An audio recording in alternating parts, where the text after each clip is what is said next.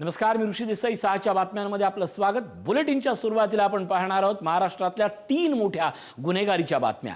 ही गुन्हेगारी पाहून महाराष्ट्र चाललाय कुठे असा प्रश्न आता प्रत्येकाला पडेल.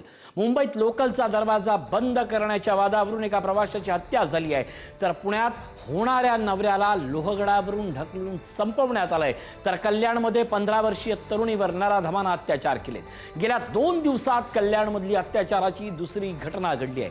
एकीकडे राज्यात अधिवेशन सुरू असताना नेमकं गृह खात्याला करताय तरी काय हा सवाल अत्यंत महत्त्वाचा आहे आणि त्याहीपेक्षा म्हणजे वाढलेला हा क्राईम रेट प्रत्येकाला अस्वस्थ करणार आहे. ही 3 दृश्य आपण पाहतोय. पहिली घटना मुंबईच्या लोकलमध्ये तरुणाची हत्या करण्यात आली. पाऊस येतोय, दरवाजा लाव एवढ्या प्रश्नाचा राग येऊन एका माथेफिरूनं त्याच्यावर सपासप वार केले. तर दुसरी घटना पुण्यात होणाऱ्या नवऱ्याला लोहगडावर फसवून आणलं आणि त्याला ढकलून देऊन त्याचा पाय घसरला असा बनाव करण्यात आला.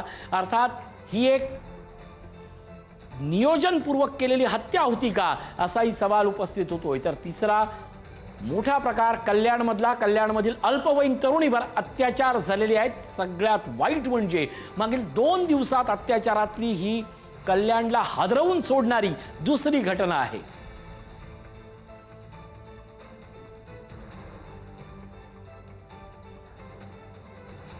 हत्या, अत्याचार आणि कटकारस्थान महाराष्ट्र कुठं चाललाय हा सवाल उपस्थित करणारा या 3 मोठ्या घटना आहेत.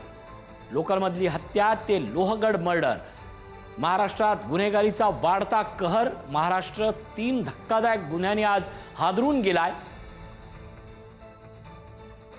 तिघांमध्येही निष्पापांच्या सोबत झालेला हा सगळा धक्कादायक प्रकाराच्या 3 बातम्या आहेत.